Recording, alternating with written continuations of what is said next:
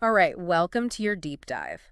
The one you requested, all about the mastery of self by Don Miguel Ruiz Jr. Oh, yeah, this could be a good one. So much good stuff in this book. We're diving into some Toltec wisdom, figuring out how to break free from all those limitations, to help you achieve that true sense of personal freedom. It's a journey for sure. It is. And we'll explore, how to handle all those curveballs life throws at us with a little more awareness. And hey, maybe even a bit more self-love along the way. Sound good? Absolutely. Let's do it. Let's dive in. So, one of the most fascinating things about Toltec philosophy is this whole idea of the dream of the planet, right? Yeah, yeah.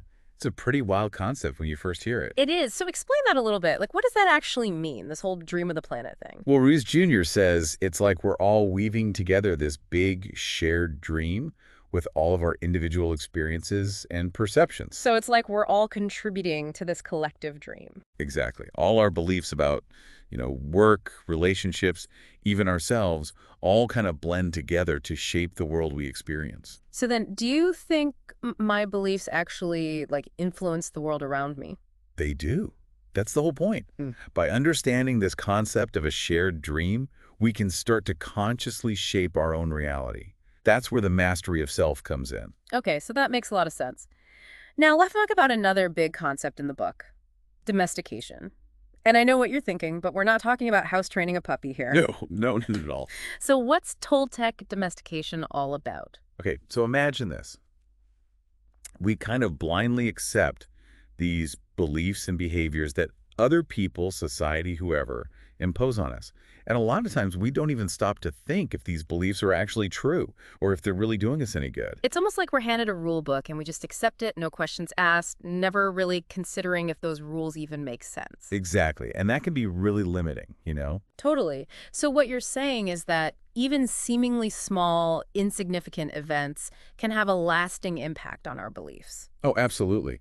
And that actually reminds me of the example Ruiz Jr. uses in the book.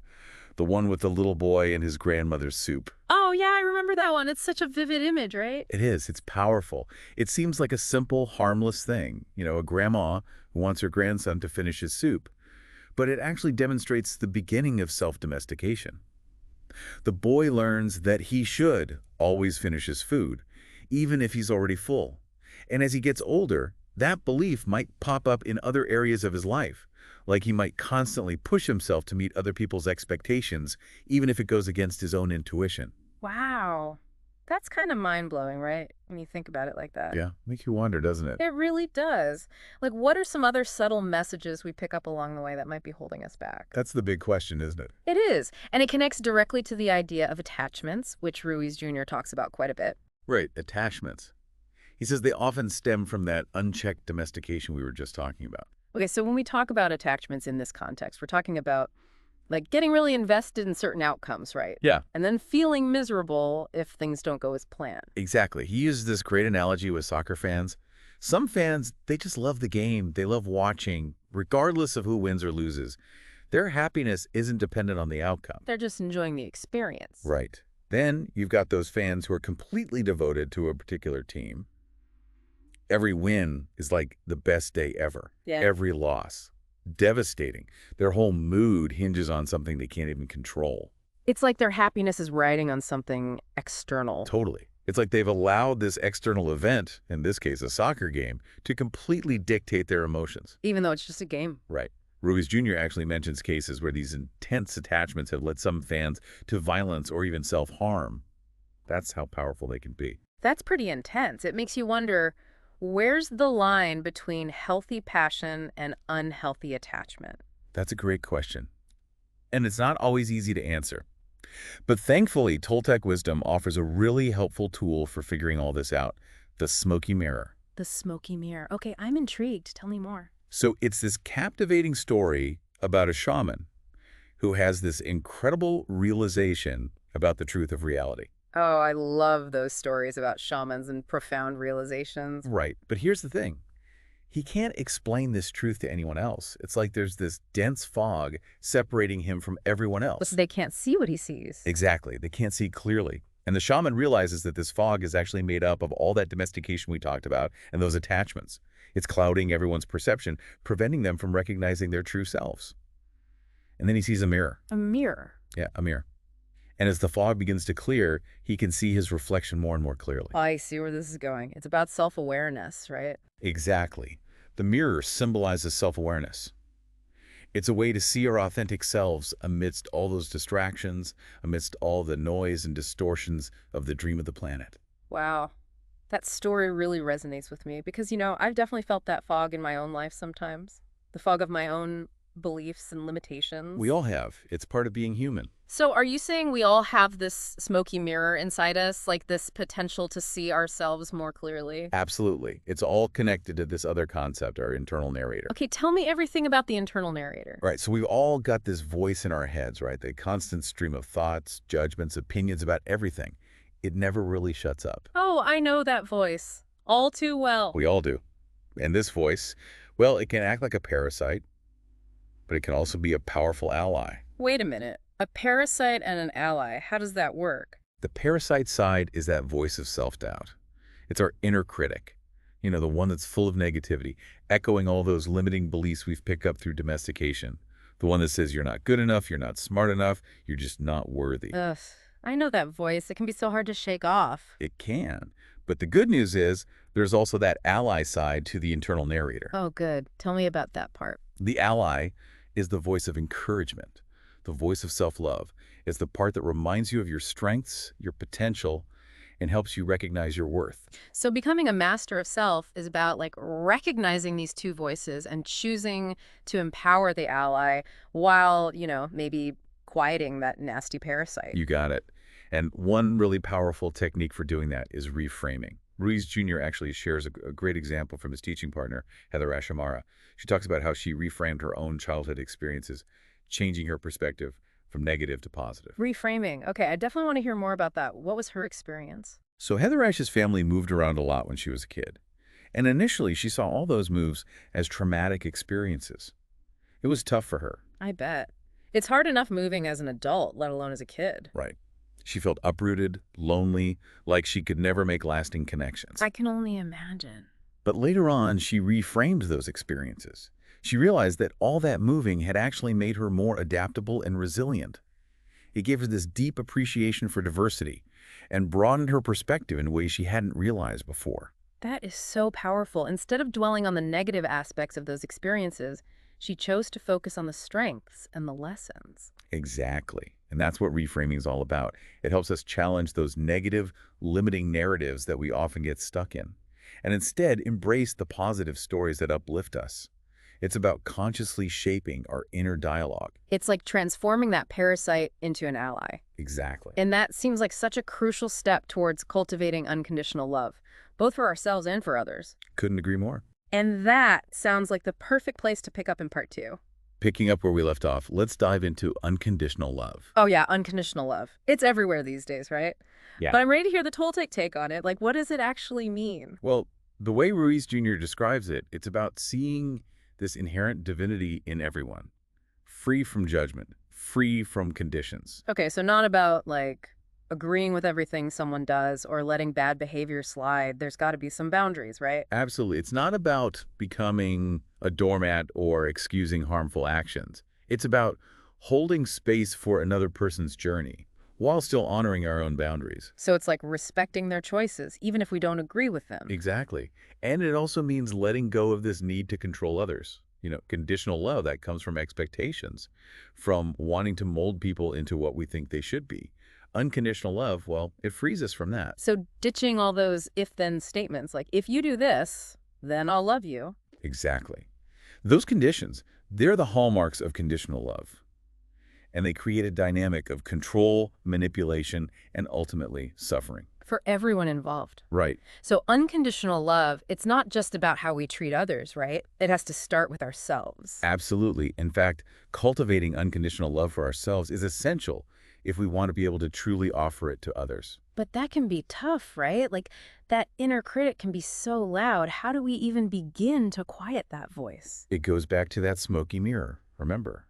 It's about using that mirror of self-awareness to recognize our own inherent worthiness, cutting through all that self-judgment. So forgiveness plays a big role in this, right? Both forgiving ourselves and forgiving others. Forgiveness, that's key. It's about letting go of the resentment, the anger, all that bitterness that keeps us stuck in the past. Ruiz Jr. emphasizes this a lot. He talks about those exercises for practicing forgiveness, like writing down the details of a hurtful event and then imagining a conversation with the other person's authentic self. Oh yeah, that's a powerful one. Have you ever tried that? It's amazing. It helps you tap into this deeper level of understanding and compassion. So even if you can't have that conversation in real life, just imagining it can be healing. Exactly. Because it's not about condoning hurtful actions. It's about freeing ourselves. Choosing peace over pain. Love over resentment. That is powerful. And when we cultivate this unconditional love, it seems like it would change how we see the world, how we react to things. It makes me think about those emotional triggers we discussed. You're right. Emotional reactions are like these flashing neon signs pointing us back to our own domestication and attachments. And you know what? Ruiz Jr. calls those triggers. So those moments when someone says or does something and we have this huge reaction that seems totally out of proportion. Those are triggers. And they're actually opportunities. Opportunities, really. They're opportunities for self-awareness. They show us where we're still clinging to old patterns, old beliefs, old wounds. So instead of getting swept up in the emotion, we can pause and ask, what's really going on here? What's this trigger trying to tell me about myself? Yes, exactly. It's about becoming an observer of our emotions instead of getting lost in them.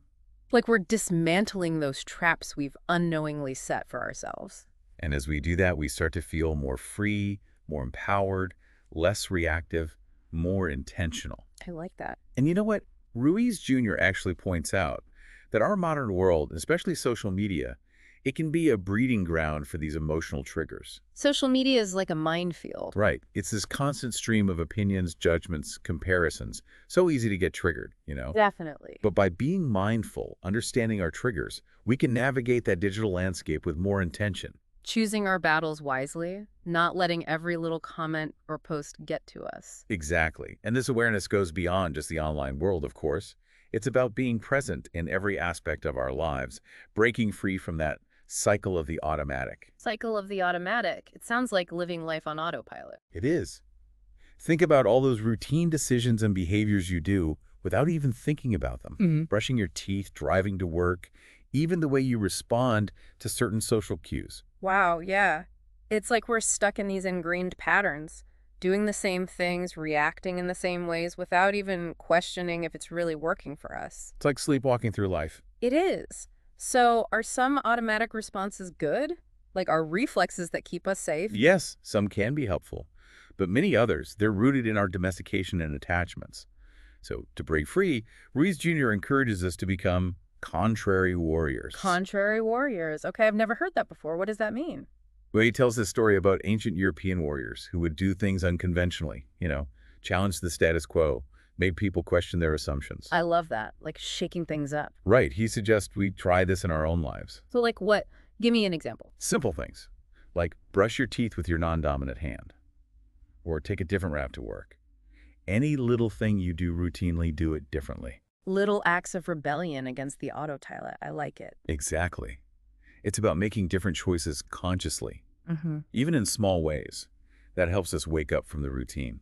It's about cultivating awareness, not just of our thoughts and emotions, but also our actions. Like really being present in the moment. Yes. He even has this awareness exercise where you just sit quietly and observe your body, your breath, the sounds around you. It's amazing what we miss when we're stuck in our heads. Totally. And through practicing this, we start to connect with our true selves, that part of us beyond the thoughts. That awareness is where the freedom is. Exactly. And it's the foundation of self-mastery. And once we start cultivating that awareness, then we can begin to understand these masks we wear in the dream of the planet. The masks. Ooh, okay, tell me more about that. So those masks, think of them kind of like the roles we play in this whole dream of the planet thing. Parent, friend, employee. We all wear them. We do. We switch them up depending on who we're with. Exactly. The thing is, they're not like who we really are. They're not our authentic self, just tools to help us move through the world, So what happens when we forget that they're just masks? Well, it can get messy. We start to identify with one mask too much. Our worth gets tied up in how well we perform that role. Looking for external validation to tell us we're good enough. Exactly. And if we don't get that validation, we feel like we're failing. It can even lead to, like, clinging to masks that don't serve us anymore. Like, imagine a parent who can't let go of controlling their adult child's life, or a retired athlete who still defines themselves by their past wins, you know, That would create a lot of unnecessary suffering, holding on to an identity that's not relevant anymore. keeps us stuck in that fog, unable to really be present, express our true selves. Ruiz Jr. has this great story about Lisa, a breast cancer survivor who's also a hunter. Remember that one? Oh, yeah, I do. That one really stuck with me. Right. So Lisa wears a lot of different masks. Mother, marathoner, survivor, hunter. Each mask carries different expectations, you know. Some people, they admire her strength as a survivor, but have a hard time with her being a hunter. It challenges their assumptions about who she should be. It's like we try to simplify these really complex human experiences, try to fit everyone into neat little boxes. Right? We do that all the time. And when someone steps outside those boxes, it throws us off. Makes me think we need a lot more curiosity and compassion, less judgment, remembering that everyone's wearing a mask. Absolutely. And all this talk about masks, it ties into goal setting too. Hmm. Ruiz Jr. says that how we approach goals can actually be helpful or harmful depending on the motivation behind them. I've always thought about goal setting as a good thing. How could it be bad? It becomes harmful when it's driven by self-criticism, you know, Yeah. setting goals from this place of feeling not enough, like believing we need to achieve something to finally be worthy or lovable. So it's like we're using goals to try and fix ourselves, prove our worth. That's it. Yeah. And that sets us up for disappointment because even when we achieve that goal, that inner critic just sets the bar higher. It's never enough. Always chasing validation. Yep. And it prevents us from experiencing the true joy of just going after our passions, living authentically. Okay, so what's the Toltec approach to setting goals? How can we do it in a healthier way? We got to shift our motivation from self-criticism to self-love. Yeah. Setting goals because we're excited about them, finding the joy in the journey, not just fixating on the end result. And enjoying the process of growth, of creating, not tying our happiness to reaching a specific outcome. And letting go of comparing ourselves to others. Ruiz Jr. talks about how comparison, especially to role models, that can fuel those feelings of inadequacy and competition. He gives the example of Mother Teresa, remember? Yeah, I remember. It's amazing how even when we admire someone, we can still get caught in that comparison trap. We use their accomplishments to measure our own worth, Yeah. And that can be so discouraging. It's so important to remember that we all have our own path. Each of us is unique. We got to embrace that. That's it. And that brings us to a final bit of Toltec wisdom. Trust and surrender. Okay, so what does it mean to trust and surrender, especially when life gets crazy, throws those curveballs? It's about letting go of this need to control every little thing, trusting that life is unfolding as it should. Sounds so much easier than it is, especially when things feel uncertain, unpredictable. It definitely takes practice. But Ruiz Jr. reminds us that challenges often bring opportunities for growth. He tells a story about a friend who went through a divorce.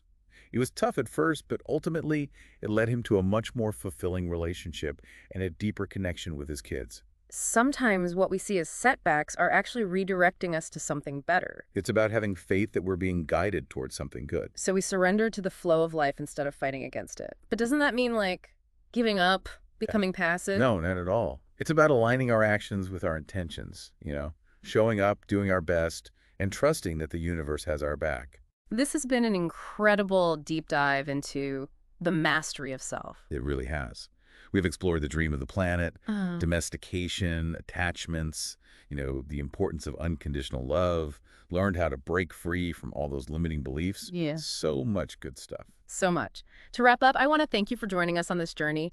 Remember, this path to personal freedom, it's ongoing. It's about constantly exploring, questioning, discovering. Keep shining your light.